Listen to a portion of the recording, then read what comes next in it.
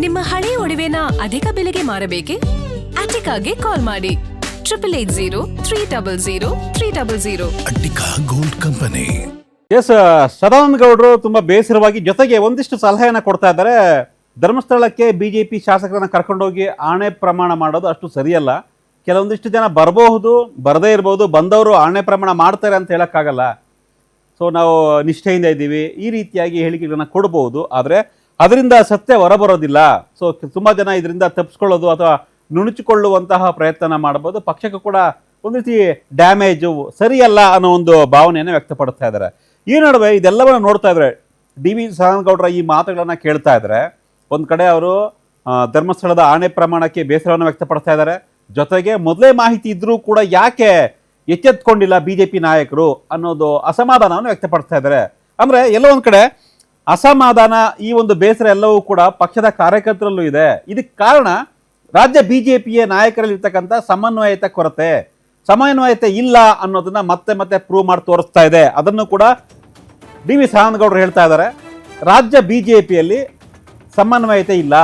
ಈಗ ರಾಜ್ಯಾಧ್ಯಕ್ಷರಿದ್ದಾರೆ ವಿಜೇಂದ್ರ ಅವರು, ಅವ್ರ ಮಾತಿಗೆ ಎಲ್ಲರೂ ಕೂಡ ಓಕೆ ಅಂತ ಹೇಳಬೇಕು. ಆದರೆ ಕೆಲವೊಂದಿಷ್ಟು ಮಂದಿ ಅವ್ರ ಮಾತಿಗೂ ಕೂಡ ಓಕೆ ಅಂತ ಇಲ್ಲ, ಅಥವಾ ಹೈಕಮಾಂಡ್ ಅವ್ರಿಗೆ ಸಂಪೂರ್ಣವಾದ ಪವರ್ ಕೂಡ ಕೊಡ್ತಾ ಇಲ್ಲ. ಇಲ್ಲಪ್ಪ ವಿಜೇಂದ್ರ ಫೈನಲ್ಲು, ವಿಜೇಂದ್ರ ಹೇಳಿದ್ ಕೇಳಿ ಅಂತ ಹೈಕಮಾಂಡ್ ಹೇಳಬೇಕು, ಅದನ್ನು ಕೂಡ ಮಾಡ್ತಾ ಇಲ್ಲ. ಈ ರೀತಿಯಾಗಿ ಹೀಗಾಗಿನೇ ಶಾಸಕಾಂಗ ಪಕ್ಷದ ನಾಯಕ ಅಶೋಕ್, ಅಂದರೆ ವಿರೋಧ ಪಕ್ಷ ನಾಯಕರು ಅಶೋಕ್ ಇದ್ದಾರೆ, ಪಕ್ಷದ ಅಧ್ಯಕ್ಷರಾಗಿ ವಿಜೇಂದ್ರ ಇದ್ದಾರೆ. ಈ ನಡುವೆ ಕೆಲವೊಂದಿಷ್ಟು ಹಿರಿಯ ನಾಯಕರು ಕೂಡ ಬಿಜೆಪಿಯಲ್ಲಿ ಇದ್ದಾರೆ. ಹಾಗಾಗಿ ಬಣ ರಾಜಕಾರಣ ಜಾಸ್ತಿ ಆಗ್ತಾ ಇದೆ. ಬಣ ರಾಜಕಾರಣ ಜಾಸ್ತಿ ಆಗ್ತಾ ಇರೋದ್ರಿಂದ ಬಿಜೆಪಿಯಲ್ಲಿ ಯಾರ ಮಾತನ್ನ ಕೇಳಬೇಕು, ಯಾರ ಮಾತನ್ನ ಬಿಡಬೇಕು, ಯಾರು ನಿರ್ಧಾರವನ್ನ ತೆಗೆದುಕೊಳ್ತಾರೆ ಸಮರ್ಥವಾಗಿ, ಈ ವಿಚಾರವಾಗಿ ಸಮನ್ವಯತೆ ಇಲ್ಲ ಅನ್ನೋದನ್ನ ಸ್ವತಃ ಡಿ.ವಿ. ಸದಾನಂದ ಗೌಡರು ಹೇಳ್ತಾ ಇದ್ದಾರೆ. ಯಾಕಂದ್ರೆ ಇಷ್ಟೆಲ್ಲ ಮಾಹಿತಿ ಕೊಟ್ಟಿದ್ರು ಕೂಡ ಕ್ರಾಸ್ ವೋಟಿಂಗ್ ಆಗ್ತಾ ಇದೆ. ಕಾಂಗ್ರೆಸ್ 5ನೇ ಅಭ್ಯರ್ಥಿಯನ್ನು ಹಾಕಿದ ತಕ್ಷಣ ಎಲ್ಲ ಒಂದ್ ಕಡೆ ಏನು ತೊಂದರೆ ಆಗ್ತಾ ಇದೆ ನೋಡ್ಕೊಳ್ಳಿ ಅಂತ ಹೇಳಿದ ತಕ್ಷಣ ಕೂಡ ಬಿಜೆಪಿ ನಾಯಕರು, ಶಾಸಕರು ಎಚ್ಚೆತ್ತುಕೊಳ್ಳಿಲ್ಲ. ಇದು ಮುಖಂಡರ ವೈಫಲ್ಯ. ಕ್ರಾಸ್ ವೋಟಿಂಗ್ ಸ್ಕೆಚ್ ಬಗ್ಗೆ ಮೊದಲೇ ಮಾಹಿತಿ ಕೊಟ್ಟಿದ್ರು, ನಾಯಕರೆಲ್ಲರೂ ಕೂಡ ಮೌನವಾಗಿದ್ದಾರೆ. ಸೊ ನಾಯಕರ ಸಮನ್ವಯತೆಯಿಂದಲೇ ಈ ಒಂದು ಸಮನ್ವಯತೆ ಕೊರತೆ ಏನಿತ್ತು ಅದರಿಂದಲೇ ಬಿಜೆಪಿಯಲ್ಲಿ ಅಡ್ಡ ಮತದಾನ ಆಗಿದೆ.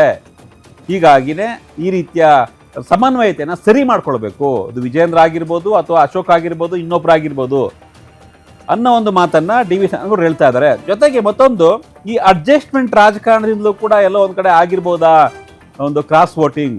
ಸಹಜವಾಗಿನೇ ಯಾರೋ ಒಂದು ಆಫ್ ದಿ ರೆಕಾರ್ಡ್ ಹೇಳ್ತಾ ಇದ್ದಾರೆ ಕೆಲವೊಂದಿಷ್ಟು ನಾಯಕರು ಮಾತಾಡ್ಬೇಕಾದ್ರೆ, ಈ ವಿಚಾರದಲ್ಲಿ ಕೆಲವೊಂದಿಷ್ಟು ಬಿಜೆಪಿ ಶಾಸಕರಿಗೆ ಕಾಂಗ್ರೆಸ್ನ ನಾಯಕರು ಆಮಿಷವನ್ನು ಒಡ್ಡಿದ್ದಾರೆ. ಜೊತೆಗೆ ಕೆಲವೊಂದಿಷ್ಟು ವಿಚಾರದಲ್ಲಿ ಭಯ ಹುಟ್ಟಿಸಿದ್ದಾರೆ. ಕೆಲವೊಂದಿಷ್ಟು ಶಾಸಕರು ಬೆಂಗಳೂರಿನಲ್ಲಿ ಟೆಂಡರ್ ತಗೊಂಡಿದ್ದಾರೆ, ಕಾಮಗಾರಿಯನ್ನು ಮಾಡಿಸ್ತಾ ಇದ್ದಾರೆ.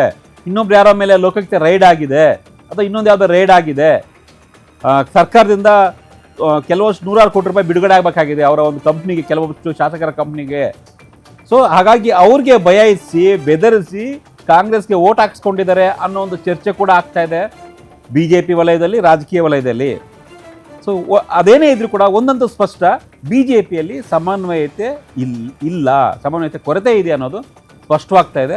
ಡಿ.ವಿ. ಸದಾನಂದ ಗೌಡರು ಈ ಬಗ್ಗೆ ಮಾತನಾಡಿದ್ದಾರೆ, ನೋಡೋಣ ಏನು ಮಾತನಾಡಿದ್ದಾರೆ ಅಂತ. ಸರ್, ಕೆಲವರಿಗೆ ದೇವರ ಮೇಲೆ ನಂಬಿಕೆ ಇರ್ತದೆ, ಇಲ್ಲ ಅಂತಲ್ಲ. ಆದರೆ ಆ ವಾತಾವರಣ, ಪರಿಸರ ಅವರನ್ನು ಕಂಪಲ್ಷನ್ ಮಾಡ್ತದೆ. ನೀನು ಇದು ಮಾಡಿಬಿಟ್ರೆ ಮುಗೀತು, ನಿನ್ನ ಅಧ್ಯಯನ ಮುಗಿದೋಯ್ತು. ಆದ ಕಾರಣ ನೀನು ಮಾಡಿದ್ರೂ ಕೂಡ ದೇವರಲ್ಲೇ ಕ್ಷಮೆ ಕಳಿಕೊ ಅಂತೇಳಿ ಅವನ ಮನಸ್ಸು ಹೇಳ್ತದೆ, ಮಾಡೋದಿಲ್ಲ. ಏನು ಮಾಡೋಕ್ಕಾಗುತ್ತೆ? ಈಗ 63 ಜನ ಕೂಡ ಪ್ರಮಾಣ ಮಾಡ್ತಾರೆ ಅಂತ ಇಟ್ಕೊಳ್ಳಿ. 63 ಜನ ಪ್ರಮಾಣ ಮಾಡಿದರೆ ಹಂಗಾರೆ ದೇವರು ಸರಿ ತೋರಿಸಿಲ್ಲ ಅಂತ ಮಂಜುನಾಥನ ಮೇಲೆ ತಪ್ಪು ಹಾಕೋದ ನಾವು? ಇದನ್ನೆಲ್ಲ ಅರ್ಥೈಸಿಕೊಂಡು ನಾವು ಮಾಡುವಂಥದ್ದನ್ನು ಮಾಡಬೇಕು. ಸ್ವಲ್ಪ ಮಟ್ಟಿಗೆ ಮೇಲ್ನೋಟಕ್ಕೆ ಯಾರ್ಯಾರು ಅಂತ ಗೊತ್ತಾದರೆ ಅಧ್ಯಕ್ಷರು, ವಿರೋಧ ಪಕ್ಷ ನಾಯಕರು ಅವ್ರನ್ನ ಕರೆಸಬೇಕು. ನಂಗೆ ಗೊತ್ತಾಗಿದೆ, ನಿಮ್ಮದಂತಲೇ ಗೊತ್ತಾಗಿದೆ, ಏನು ಹೇಳ್ತೀರಿ ಅಂತ ಅವ್ರನ್ನ ಕೇಳಬೇಕು. ಕಾರಣ ಏನು ಅಂತ ಕೇಳಬೇಕು. ಒಪ್ಪಿಕೊಳ್ಳಿಕ್ಕಿಲ್ಲ ಅವರು. ಆದರೆ ನಿಮ್ಮ ಆ ರೀತಿಯ ಸಜೆಷನ್ಸು ಆಂತರಿಕವಾಗಿ ಅವರನ್ನು ಮಾಡ್ಬೋದು. ರಾಜ್ಯದ ಜನತೆಗೆ ಒಂದು ಸಂದೇಶ ಹೋಗ್ಬೋದು.